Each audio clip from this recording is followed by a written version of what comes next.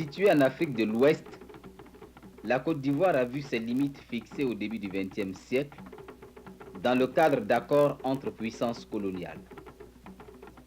Elle couvre une superficie de 322 000 km². La population est estimée à plus de 6 millions d'habitants, repartis selon des densités très inégales dans l'ensemble du territoire.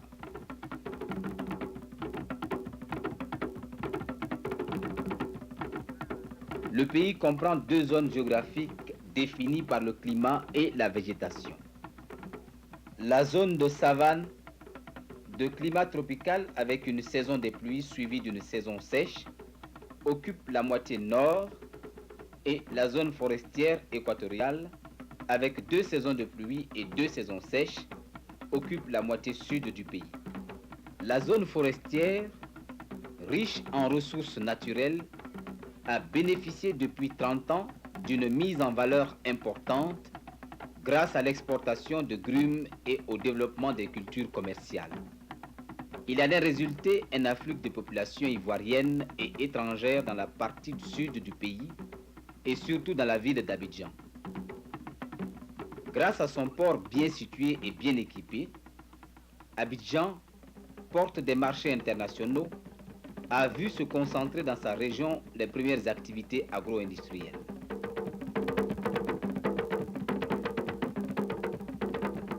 Cette concentration dans la capitale, facteur de progrès économique, a entraîné un déséquilibre entre la région d'Abidjan et le reste du pays.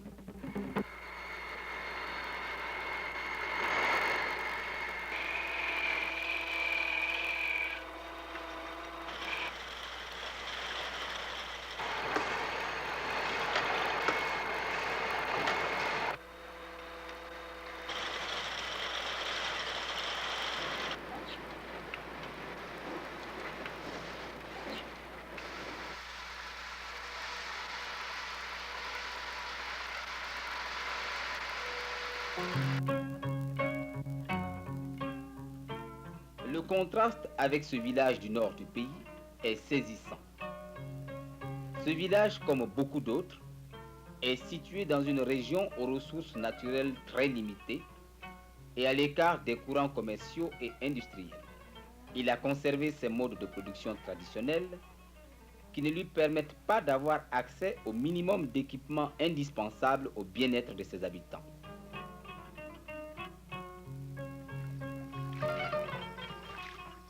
Bien qu'habitant plus de 2000 personnes, il n'y a, dans ce village, aucun équipement sanitaire, aucune infrastructure pour la commercialisation des produits, aucune organisation pour la formation professionnelle et culturelle des jeunes, aucune installation de sport ou de loisirs.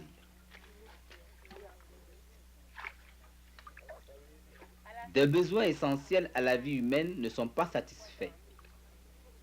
Ce village ne dispose pas d'un seul point d'eau potable. Les moyens existent. Les villageois rêvent de pouvoir en bénéficier.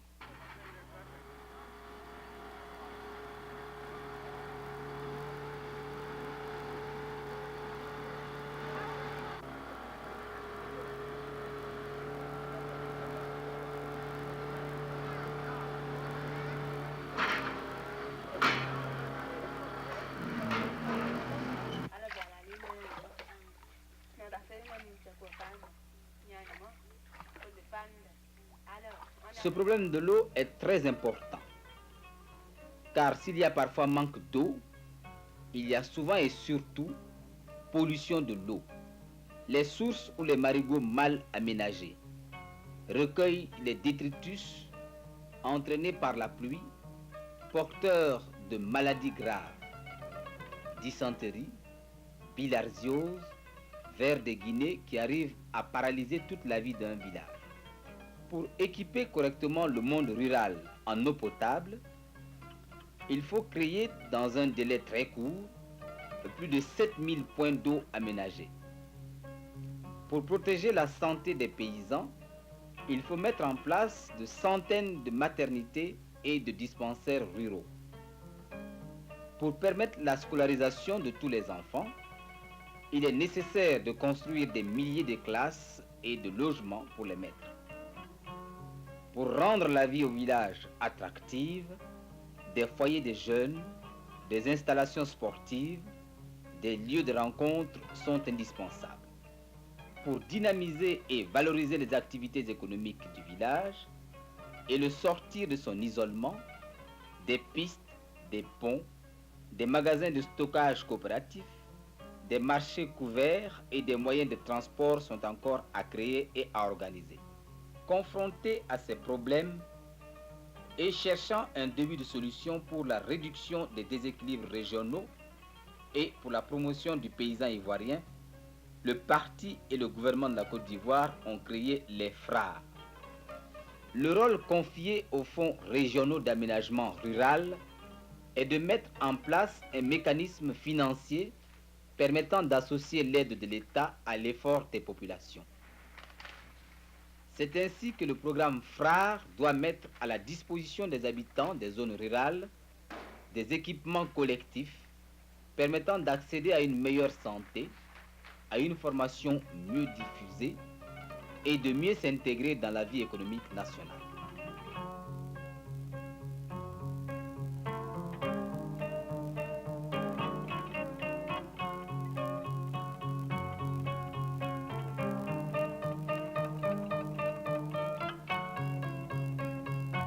Pour desservir au mieux la population rurale, en tenant compte des moyens limités disponibles, on est conduit à localiser les équipements dans certains villages qui joueront un rôle de centre de relais par rapport à plusieurs autres.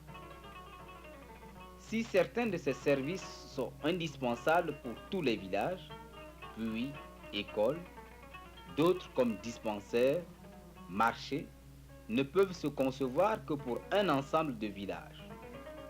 On est ainsi conduit à isoler un niveau intermédiaire de villages-centres pouvant desservir plusieurs villages satellites à l'intérieur d'une zone appelée le pays rural. C'est ainsi que les quelques 9000 villages de la Côte d'Ivoire ont été structurés en 760 pays ruraux, chacun groupant en moyenne de 3000 à 5000 habitants sur un rayon approximatif de 15 à 20 km autour du village centre. Ce village a choisi de se doter d'un château d'eau programmé et financé dans le cadre des FRAR.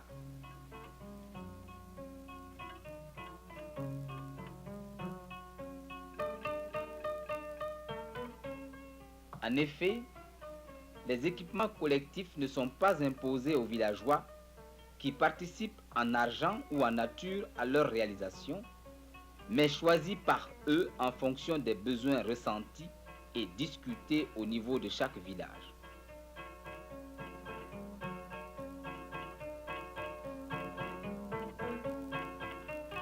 Réunis en présence d'un responsable politique et du sous-préfet, les villageois exposent leur projet qui sera soumis à l'approbation d'un comité directeur régional, lequel tient compte des priorités et des ressources mises par l'État à la disposition de la région. Pour les besoins du programme FRAR, la Côte d'Ivoire a été divisée en 6 régions assez équilibrées du point de vue culturel, ethnique et économique. Dans ce village centre du sud, à Sikwa, la construction de cette maternité est financée à 75% par les populations, l'État apportant le complément de 25%.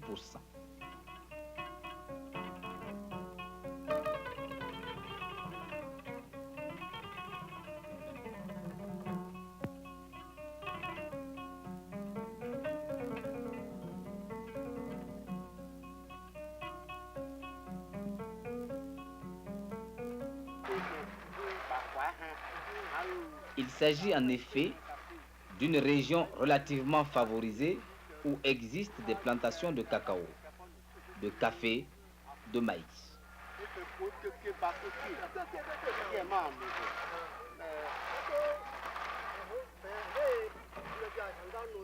Ce sont les revenus monétaires créés par ces cultures qui permettent aux paysans de participer financièrement à la réalisation des projets.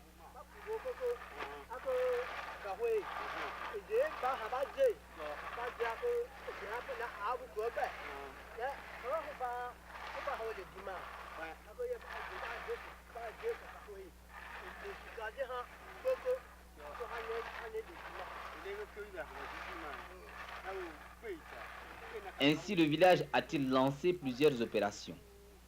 Dispensaires, maternités, logement du personnel sanitaire, dont certaines sont même prises en charge en totalité par la population. Pour améliorer les relations entre le village centre et les villages rattachés, les frères apportent également leur contribution à l'entretien et à l'amélioration des pistes rurales, ainsi qu'à la construction de petits ouvrages d'art. Ce village, Tinembwe, d'importance comparable, mais situé en zone de savane, a voulu aussi construire un centre de santé. Le projet a été élaboré de la même façon, mais la participation des villageois, dont les revenus sont beaucoup plus faibles, est fortement réduite. 15% seulement, l'État apportant cette fois un complément de 85%. Tenant compte du revenu monétaire agricole des habitants, une carte a ainsi été dressée pour déterminer les pourcentages respectifs de participation des populations et de l'État. Celle-ci se situe dans une échelle qui va de 25% pour les régions les plus riches jusqu'à 85% pour les moins favorisées, avec des valeurs intermédiaires de 45% et 70%. Bon nombre de projets ont été déjà réalisés à travers tout le pays. Des écoles ont été ouvertes, des cantines scolaires, des logements de maîtres, des points d'eau potable ont été aménagés, des établissements de soins, de marchés dans des villages centres ont été créés. Mais la tâche est immense. Le programme FRAR prévoit environ 250 millions de dollars d'investissement sur une période de 15 ans.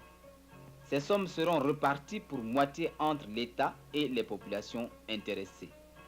La réalisation de ce programme représente la première étape du projet.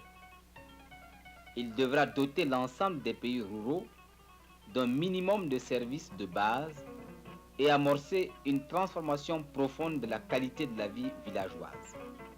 C'est en 1974 qu'a commencé le premier programme opérationnel FRAR. Il comprend la réalisation de 270 projets répartis dans l'ensemble du pays pour un montant global de 4 millions de dollars, dont 1 250 000 financés par l'État et le reste, soit 2 750 000 dollars par les populations. Ces chiffres, qui ont largement dépassé les premières prévisions de participation, démontrent amplement l'intérêt porté par les populations rurales à la formule des FRAR.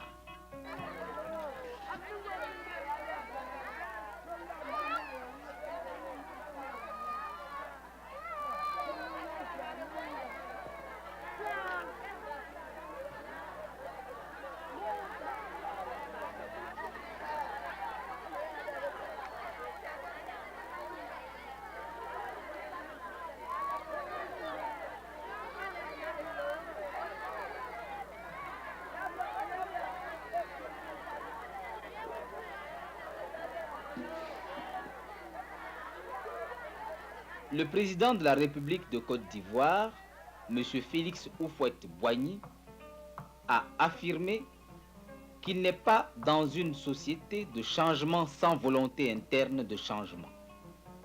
Il n'est pas de promotion économique ou humaine sans prise en charge de l'effort au niveau des individus.